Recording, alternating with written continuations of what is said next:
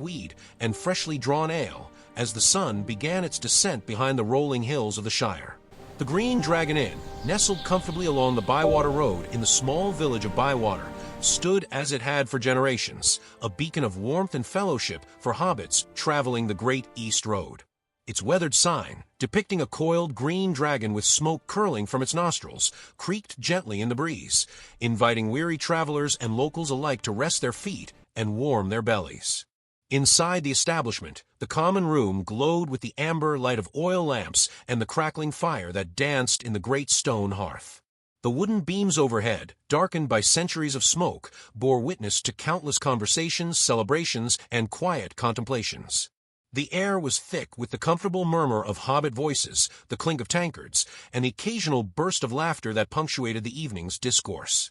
On this particular spring evening, in the year of Frodo Baggins' 50th birthday, the Green Dragon hosted its usual collection of Bywater folk and a few travelers from nearby Hobbiton.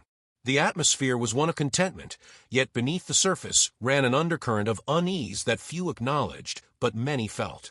Strange tales had been drifting through the Shire like autumn leaves on the wind, whispers of unusual happenings, of creatures seen where they shouldn't be, of changes in the air itself. Near the fire, in a corner that afforded both warmth and a view of the entire room, sat Gamgee, the young gardener from Bagshot Row. His sturdy frame was relaxed in the wooden chair, his weathered hands wrapped around a pewter tankard of the dragon's finest brown ale. Across from him sat Ted Sandyman, the miller's son, whose suspicious nature and skeptical disposition were well known throughout Bywater. Between them, the worn table bore the marks of countless similar conversations, its surface scarred by tankards set down with emphasis and stories punctuated by fists pounding for effect. The evening had begun innocently enough, with talk of weather and crops, of gardens and gossip. But as the ale flowed and the fire burned lower, the conversation had turned, as it often did these days, to the strange occurrences that seemed to be multiplying throughout the Shire. Sam, who had always possessed an imagination larger than most hobbits considered proper, was in the midst of recounting tales he had heard from his cousin Al, who worked for Mr. Boffin up at Overhill, and went north to the North Farthing for hunting. "I'm telling you, Ted," Sam insisted, leaning forward with an earnestness that caused several nearby hobbits to pause in their own conversations and listen. Hal saw it with his own eyes, he did. A tree man, or a giant if you prefer, striding along north of the North Moors. Bigger than an elm tree, Hal said it was, and walking 7 yards at a stride if it was an inch. Ted Sandyman's face twisted into a smirk, the kind of expression that had made him unpopular among those who valued imagination and wonder over cold, hard practicality. He took a long pull from his own tankard before responding, his voice dripping with condescension. "Begging your pardon, Sam, but I won't take it. Your cousin Hal is always seeing things and hearing things. Perhaps he sees things that aren't there." Ted's words carried across the common room, and a few hobbits chuckled, though others frowned at his dismissive tone. Sam's face reddened, not entirely from the heat of the fire or the effects of the ale. He had always been sensitive to mockery, particularly when it concerned matters he held dear. The world beyond the Shire's borders had always fascinated him, filled as it was with wonders that most hobbits dismissed as children's tales or the ravings of those who had been out in the sun too long, as the saying went. "It's not just Hal," Sam protested, his voice rising slightly. "Others have seen strange things too. Old Farmer Maggot spoke of lights in the sky, moving in ways that stars don't move. And what about the elves? More of them passing through than anyone can remember, all heading west they are, like they're leaving for good." "Elves?" Ted scoffed. "Next you'll be telling me you've seen one yourself. This is the Shire, Sam Gamgee, not some fairy tale. We got enough real things to worry about without making up stories about treemen and wandering elves." But Sam was not to be deterred. The conversation had touched something deep within him, a longing he couldn't quite name, a sense that the world was larger and more mysterious than the comfortable confines of the Shire suggested. "All right then, if you won't believe in treemen or elves, what about dragons? We heard tell of them when we were young, didn't we? Are you saying there's never been such things?" "Well," Ted replied with a self-satisfied grin, "I won't say I won't take it when I can't help it. But the only dragon in Bywater is the green," he added, nodding toward the inn's sign visible through the window. This provoked the laughter he had been seeking, and several hobbits raised their tankards in appreciation of his wit. Sam, however, was not amused.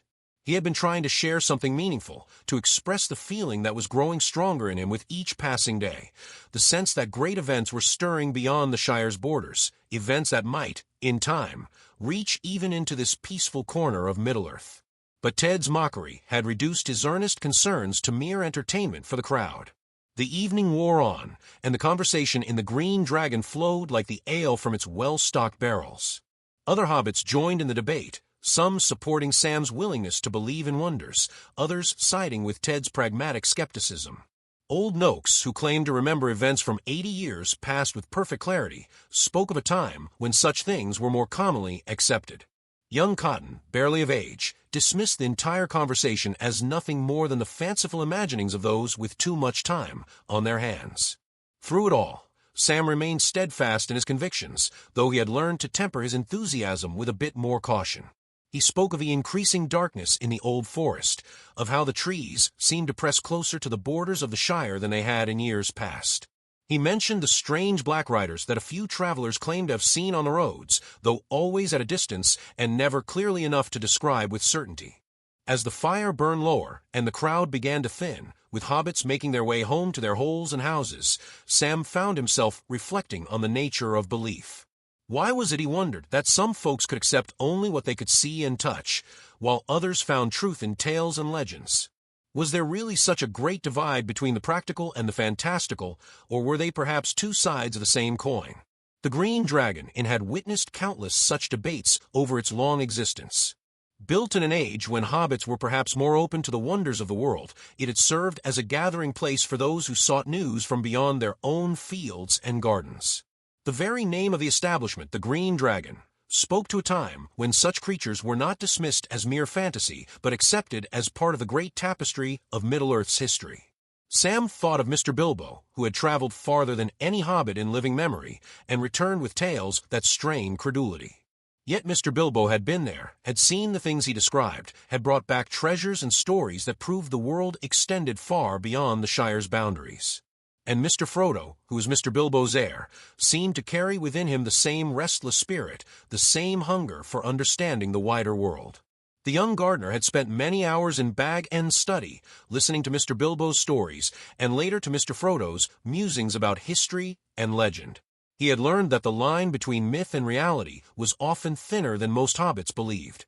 Dragons had indeed existed, and some said they existed still in the far reaches of the world. Elves were not fairy tale creatures, but living beings with their own rich history and culture.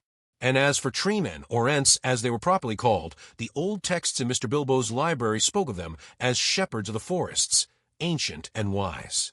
But how to convey such truths to someone like Ted Sandyman, whose worldview was bounded by the millstone and the counting house? How to make him understand that the strangeness creeping into the Shire was not imaginary, but a harbinger of changes that might affect them all? Sam struggled with these questions as the evening drew to a close. Outside the Green Dragon, the night had fully descended, and the stars were beginning to emerge in the darkening sky. The road stretched away in both directions, east toward the distant lands of legend, and west toward the gray havens where the Elves were said to depart from Middle-earth. Sam stood for a moment on the threshold of the inn, breathing in the cool night air and gazing up at the celestial display. In that moment, he felt the pull of two competing desires. Part of him longed for adventure, for the chance to see the wonders he had only heard about in stories. But another part, perhaps the larger part, cherished the simple comforts of the Shire, the predictable rhythms of planting and harvest, the familiar faces at the Green Dragon, the security of a world where the most pressing concern was whether the potatoes would be ready before the first frost. This tension, this divide between the homely and the heroic, was not unique to Sam Gamgee. It ran through the heart of Hobbit culture, manifesting in their simultaneous love of comfort and tales of adventure. They delighted in stories of far-off lands while rarely venturing more than a day's walk from their own homes. They scorned danger and disruption while secretly thrilling to accounts of both. The Green Dragon embodied this duality. It was at once a place of perfect Hobbit comfort, warm, well-stocked, friendly, and a threshold to the wider world where travelers brought news and tales from beyond the Shire's borders. Those who gathered there could enjoy their ale and pipe weed while simultaneously touching, however briefly, the greater currents of history that flowed through Middle-earth. As Sam made his way home that night, walking the familiar path from Bywater to Hobbiton under the light of the stars, he could not shake the feeling that the comfortable world of the Shire was about to be disrupted. The strange tales were multiplying too quickly to be dismissed as mere imagination. Something was stirring in the world, something that would not long respect the Shire's isolation. Little did Sam know, as he walked home that spring evening, how prophetic his concerns would prove to be. The conversation in the Green Dragon had been more than mere speculation or the idle gossip of country folk. It had been, in its way, a recognition of forces already in motion, forces that would soon sweep Sam himself into adventures far beyond anything even his active imagination had conceived. The Green Dragon would see many more evenings like this one in the months to come, as the inhabitants of the Shire slowly became aware that their peaceful existence was under threat. But it would also see evenings of a very different sort, celebrations of unlikely triumphs, mourning for those lost, and ultimately rejoicing at the restoration of the peace they had so nearly lost forever. For now, though, the inn settled into its nightly rest, the fire banked, the doors secured, the sign creaking gently in the breeze. Inside, the spirits of countless conversations seemed to linger in the air, waiting for the next day, when hobbits would again gather to share their ale, their stories, and their concerns about a world that seemed to be changing in ways they could not quite comprehend, but could no longer entirely ignore. The evening at the Green Dragon had been, in many ways, typical of countless such evenings before it. But it had also been singular, a moment when the veil between the ordinary and the extraordinary grew thin, when a simple gardener named Gamgee spoke truths that others dismissed, truths that would soon prove more relevant than anyone gathered there could have imagined. And in that, it became a small but significant piece in the great tapestry of events that would come to be known as the War of the Ring.